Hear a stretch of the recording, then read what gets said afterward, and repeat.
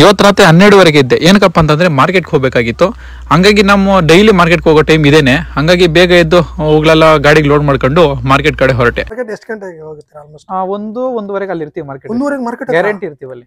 ಹಂಗೆ ಒಂದು 6 ತಿಂಗಳು ನಾವು ಅದನ್ನ ಕಾಪಾಡ್ಕೊಂಡ್ರೆ ಒಂದು 5 ವರ್ಷ ನಮ್ಮನ್ನ ಅದು ಕಾಪಾಡುತ್ತೆ. 5 ವರ್ಷ ನಮ್ಮನ್ನ ಕಾಪಾಡುತ್ತೆ. ಬಂದ್ಬಿಡುತ್ತೆ. ಮತ್ತೆ ಡೈಲಿ ಇನ್ಕಮ್ ರೊಟೇಟ್ ಆಗ್ತಾ ಇರುತ್ತೆ. ರೋಸಲ್ಲಿ ಲಾಸ್ ಅಂತೂ ಇಲ್ಲ.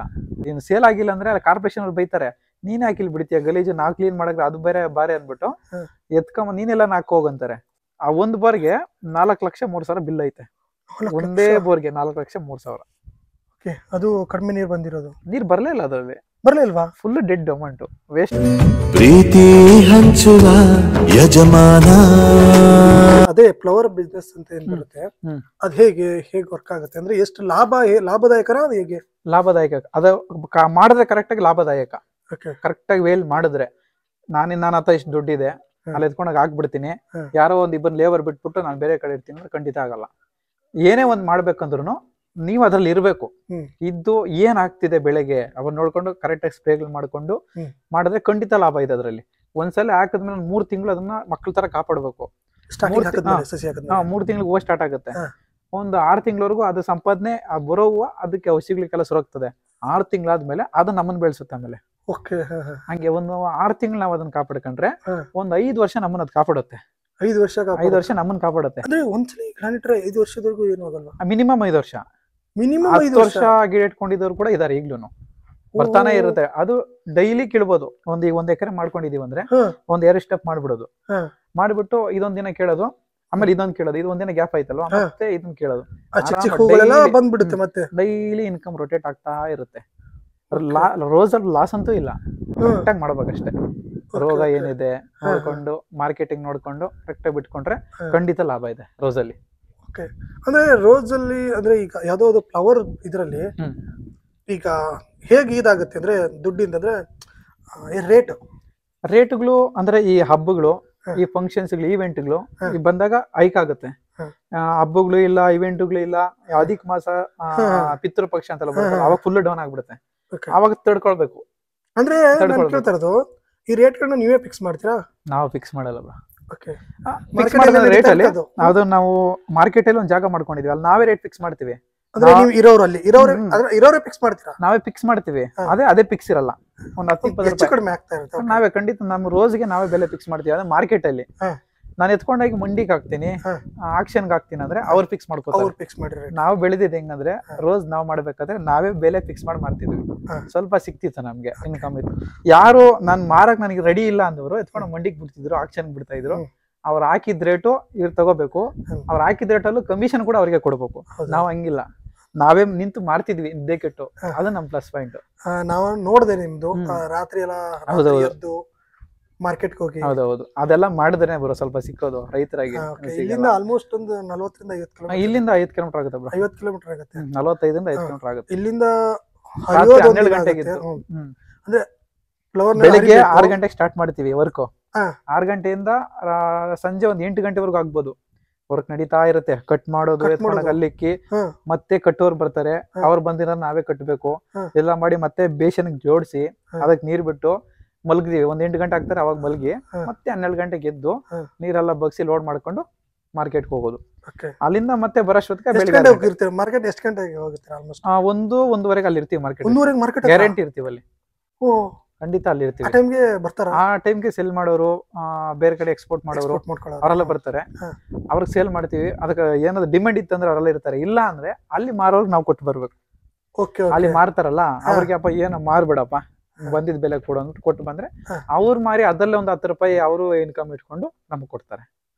ಅಂದ್ರೆ ಹೋದಾಗ್ಲೇ ಕೊಡಲ್ಲ, ಅಂದ್ರೆ ಕೊಟ್ಕೂಡ್ಲೆ ಕೊಡಲ್ಲ. ಗಿರಾಕಿ ಇದ್ದಂಗ್ಲೆ ನಾವು ಸೇಲ್ ಮಾಡ್ಬಿಡ್ತೀವಿ. ಡೈರೆಕ್ಟ್ ಸೇಲ್ ಮಾಡ್ತೀರಾ? ಈಗ ಅಲ್ಲಿರೋರು ಮಾರೋರು ಕೊಡ್ತಿರಲ್ಲ, ಈ ಕೊಟ್ಟ ತಕ್ಷಣನೇ ದುಡ್ಡು ಕೊಡ್ತಾರ ಏನ್? ಆಮೇಲೆ ನಾವು ಬೆಲೆ ಮಾತಾಡಿದ್ರೆ ಹಂಗೆ ದುಡ್ಡು ಕೊಟ್ಬಿಡ್ತಾರೆ. ಇನ್ನೂ ಫುಲ್ ಡೌನ್ ಆಗ್ಬಿಡುತ್ತೆ ಅಂದ್ರೆ ಎಷ್ಟು ಹೋಗ್ತದ ಮಾರ್ಬಿಟ್ ಕೊಡಪ್ಪ ಅಂದ್ರೆ ಅದ್ರಲ್ಲಿ ಮಾರಿ ಅವ್ರಿಗೂ ಖರ್ಚು ಮಾಡಿಟ್ಕೊಂಡು ನಮ್ಗೆ ಕೊಡ್ತಾರೆ. ಇನ್ನೊಂದು ಅಂದ್ರೆ ಇದು ಬೆಳೆ ಬಂದಾಗ ನಾವೇನಾದ್ರೂ ಮಾರ್ಲಿಲ್ಲ ಇಲ್ಲ ಇನ್ನೊಂದ್ 2 ದಿನ, ಈಗ ಯಾವ್ದು ಹಣ್ಣುಗಳಾಗ್ಬೋದು, ಕೆಲವೊಂದು 1 ವಾರ ಇಡ್ಬೋದು, 15 ಇಲ್ಲ ಜೋಳ ಎಲ್ಲ 1 ತಿಂಗಳು ಇಡ್ಬೋದು. ಬಟ್ ಈ ಫ್ಲವರ್ ದಲ್ಲಿ ಇಡಕ್ಕಾಗಲ್ಲ. 1 ದಿನ ಸ್ಟೋರ್ ಮಾಡಬಹುದು ಬ್ರೋ.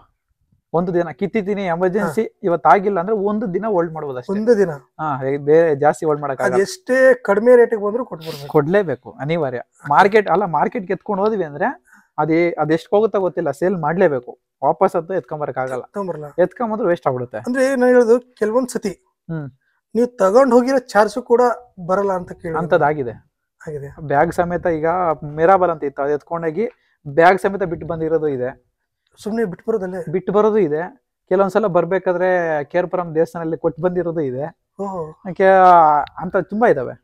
ಅಂದ್ರೆ ನಾನು ಕೆಲವೊಂದು ರೀಲ್ಸ್ ಸೋಷಿಯಲ್ ಮೀಡಿಯಾದಲ್ಲಿ ಸುಮ್ನೆ ಸುರಿದು ಹೋಗೋದು ಅದೆಲ್ಲ ಖಂಡಿತ. ಇನ್ನು ಸೇಲ್ ಆಗಿಲ್ಲ ಅಂದ್ರೆ ಕಾರ್ಪೊರೇಷನ್ ಅವ್ರು ಬೈತಾರೆ, ನೀನ್ ಹಾಕಿಲ್ ಬಿಡ್ತೀಯ ಗಲೀಜು, ನಾವ್ ಕ್ಲೀನ್ ಮಾಡಕ್ ಅದು ಬೇರೆ ಬಾರೆ ಅಂದ್ಬಿಟ್ಟು ಎತ್ಕೊಂಡ್ ನೀನೆಲ್ಲ ನಾಕ್ ಹೋಗಂತಾರೆ.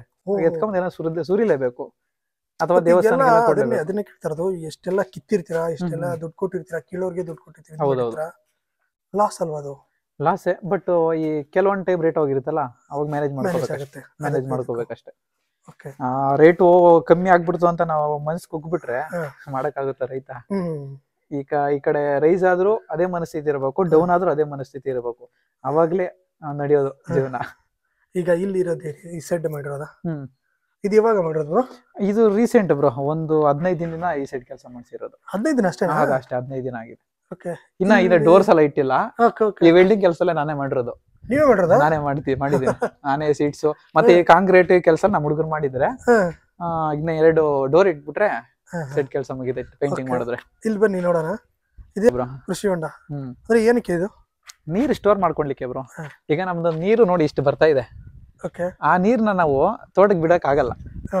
ಹಂಗಾಗಿ ಈ ಒಂದು ಹೊಂಡ ಮಾಡಿದೀವಲ್ಲ, ಇದಕ್ ಬಿಟ್ಬಿಟ್ರೆ ಒಂದಷ್ಟು ದಿನ ಒಂದ್ ಬೆಳೆ ಕಾಪಾಡೋಷ್ಟು ಕೆಪಾಸಿಟಿ ಇದಕ್ಕಿದೆ.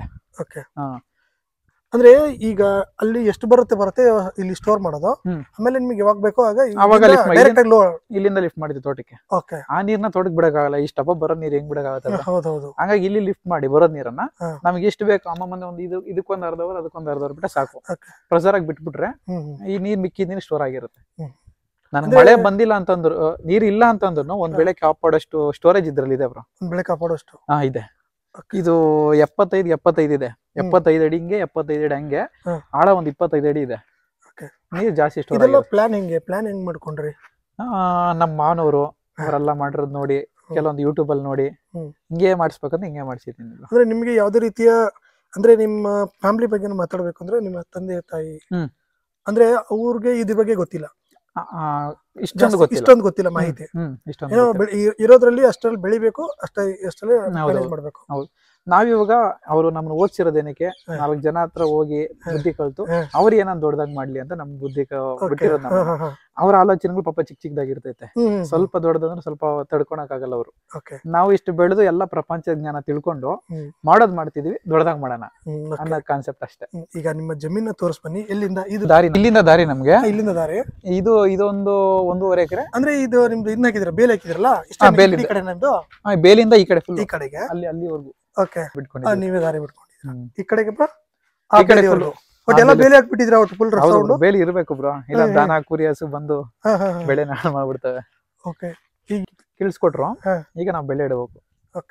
ಈಗ ರೆಡಿ ಇದೆ, ಉಳಿಸ್ಬಿಟ್ಟು ಬೆಳೆ ಇಡೋದಷ್ಟೇ. ಬಟ್ ಅಂದ್ರೆ ಬೆಳೆ ಇವಾಗ ಜಮೀನ್ ಇದೆ, ನೀರ್ ಬೆಳೆ ಇಟ್ಬಿಡಕ್ ಆಗಲ್ಲ, ಮೇನ್ ನೀರ್ ಮಾಡ್ಬೇಕು. ಆ ನೀರ್ ಮಾಡಕ್ಕೆ ಜನ ಅರಸಾಹಸ ಬಿಟ್ಬಿಟ್ಟಿದೀನಿ ಬ್ರೋ. ಟೋಟಲ್ 7 ಬೋರ್ ಇದೆ, ನಂಬ್ತೀರ? ಇದ್ರಲ್ಲಿ 1 ವರ್ಷಕ್ಕೆ 7 ಬೋರ್ ಇದೆ. 7 ಬೋರಲ್ಲಿ ನೀರ್ ಬರ್ತಾ ಇರೋದು 2ರಲ್ಲೇ, ಅದು ಇಷ್ಟಪ್ಪ. 7 ಬೋರ್ ಹೊಡ್ಸಿದ್ರ ಈಗ? ಹೌದು, 7 ಬೋರ್ ಟೋಟಲ್. 7 ಬೋರ್ಗೆ ಲೆಕ್ಕ ಹಾಕಿದ್ರೆ ಒಂದು 15 ಇಂದ 20 ಲಕ್ಷ ಇನ್ವೆಸ್ಟ್ ಆಗ್ಬಿಟ್ಟಿದೆ, ಬೋರ್ವೆಲ್ಗೆ ಹೋಗ್ಬಿಟ್ಟಿದೆ. ಹೆಂಗ್ ತಡ್ಕೊಳ್ಳೋದು ಅಂತ ಇಂಥವ್ರು? ಈಗ ನಾರ್ಮಲ್ ಆಗಿ ಒಂದ್ ಬೋರ್ವೆಲ್ ಹೊಡ್ಸಿದ್ರೆ ಎಷ್ಟು ಖರ್ಚಾಗುತ್ತೆ? ಮಿನಿಮಮ್ ಅಂದ್ರೆ 2 ಲಕ್ಷ ಆಗ್ತದೆ. 2 ಲಕ್ಷಕ್ಕೆ ಮೇಲೆ ಏನಾಗ್ತದೆ? 2 ಲಕ್ಷ ಇಟ್ಕೊಳ್ಳಿ. 2 ಲಕ್ಷ. ಈಗ ಕೇಸಿಂಗ್ ಅಂತ ಇದೆ, 160 ಅಡಿ ಕೇಸಿಂಗ್ ಹೋಗುತ್ತೆ. 160 ಅಡಿ ಕೇಸಿಂಗ್ ಒಂದು 60,000 ಆಗ್ತದೆ. ಲೆಕ್ಕ ಕೊಡಿ. ನಾವು ಹೋಲ್ಗೆ 1.5 ಲಕ್ಷ ಹಾಗೆ ಆಗ್ತದೆ. ಮಿನಿಮಮ್ 2 ಲಕ್ಷ. ಅದು ನಾವು ಓಡಿಸೋ ಡೀಪ್ ಮೇಲೆ ಹೋಗ್ತದೆ. ಅದು ನಾರ್ಮಲ್ ಆಗಿ ಅಂತ ಕೇಳ್ತಾ ಇರೋದು. ಈಗ 1,500 ಅಡಿ ಹೊಡ್ಸಿದೀನಿ ಒಂದೇ ಬೋರು. ಆ ಒಂದ್ ಬೋರ್ಗೆ 4,03,000 ಬಿಲ್ ಐತೆ. ಒಂದೇ ಬೋರ್ಗೆ 4,03,000. ಅದು ಕಡಿಮೆ ನೀರ್ ಬಂದಿರೋದು? ನೀರ್ ಬರ್ಲೇ ಇಲ್ಲ, ಅದರಲ್ಲಿ ಬರ್ಲೇ ಇಲ್ವಾ? Full dead amount, waste. 4,03,000 waste ಆಯ್ತು. 25 ದಿನದ ಹಿಂದೆ, ಅದು ಹಿಂದಿನ ಕತೆ, ಅದು ಅಷ್ಟೇ, ಜಾಸ್ತಿ ಏನಿಲ್ಲ. 25 ದಿನ ಹಿಂದೆ? ಹಿಂದೆ. ಓಕೆ. ಬನ್ನಿ ಇನ್ನೊಂದು ಸ್ವಲ್ಪ ಮಾತಾಡೋಣ. ರೈತ ರೈತ ರೈತ ಅನ್ನ ಕೊಡುವ ದಾತ.